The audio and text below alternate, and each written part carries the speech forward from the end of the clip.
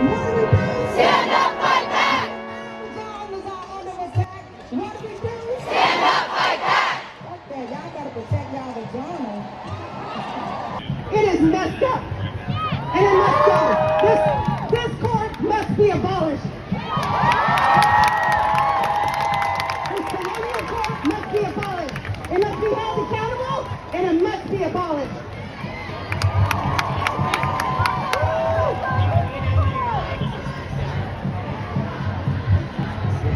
Beyond that, nervous. Beyond that, this court needs to be abolished because this court wants to ensure that this nation can profit again off slavery. Because it's the number one risk factor for entering into human trafficking in this country is contact with the foster care and adoption systems. So they're coming for Native American children. The court case is happening this fall for the Indian Child Welfare Act after they try and shoot down Roe versus Wade. Then they're coming for the Indian Child Welfare Act. Then they're coming for everyone else. Because once it happens to us, it happens to the rest of you. To our children, not only are your bodies, you will then be mass incarcerated for violating the law of the land, which is a messed up law, but it will be the law of the land. They will come for you and mass incarcerate you to get you in slavery, and then they will enter your children into adoption and foster care, where they will then enter into slavery through human trafficking, often through sex and labor trafficking. It never stopped for Native Americans. I myself, despite having a PhD in immunology and microbiology, entered into human trafficking here in motherfucking DC. They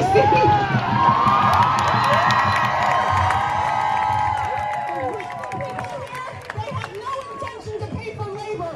They want all of you working for free. And what are you going to do? What are you going to do?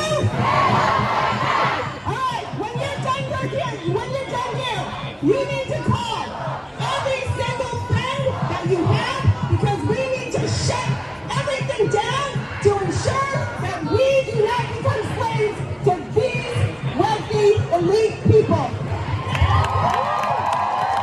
If women die, right?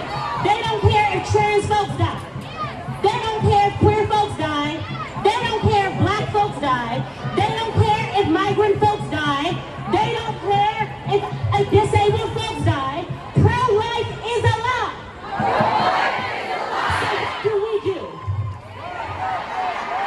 We can, right? Absolutely. We stand, we move, we rise up, we fight back, but we also put our money where our mouth is. Somebody say, put your money where your mouth is. So where you gonna put your money today? Well, we gonna put our money to the DC abortion fund.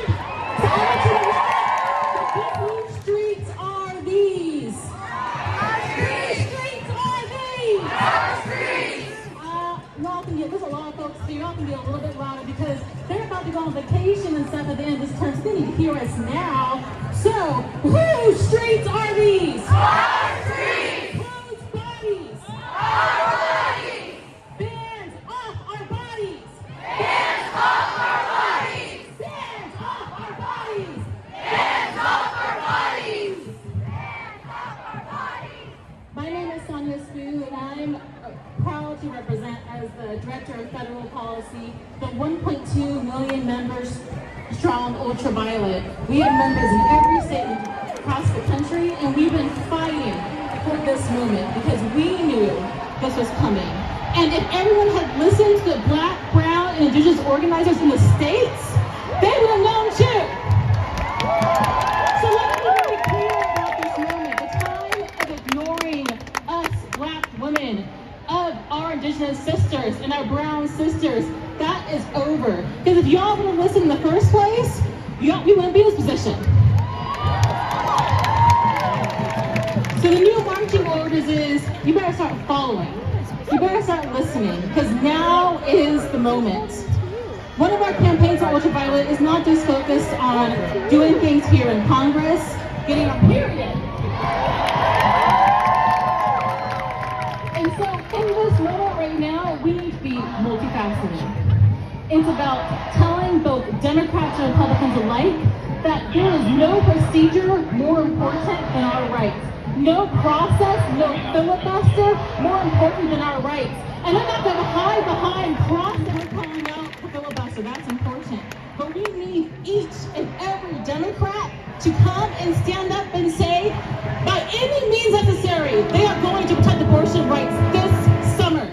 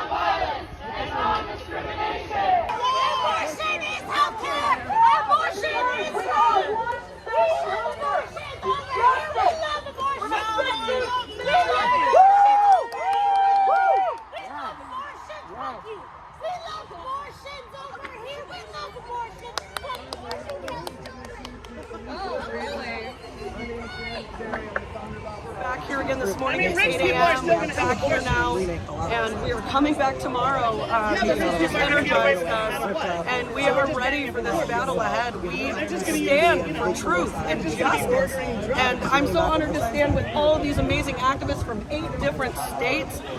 Joining me here today, we are in DC demanding justice for the 5 babies that are in the possession of the medical examiner here in Washington, D.C. that were discovered by Lauren Handy and I in March.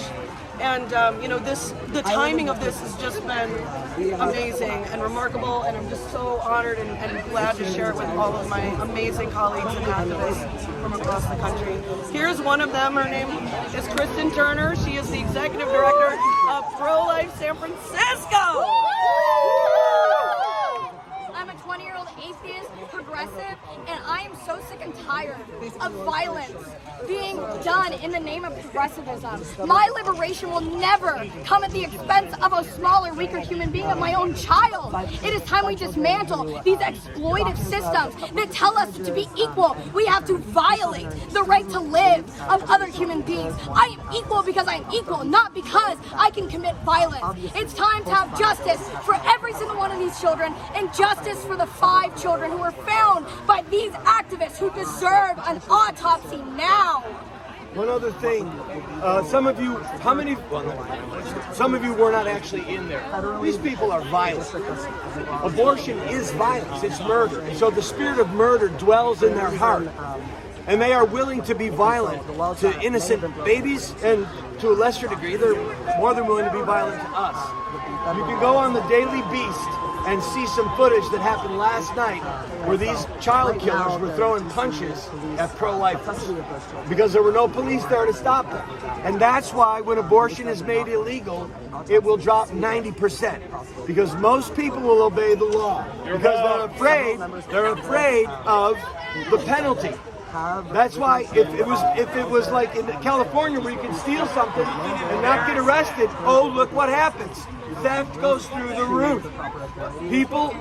Some people obey the law because of the fear of the consequences of breaking the law. So look at the Daily Beast, and we will make child killing a crime. And these abortionists like Santangelo, that murderer, he will face justice.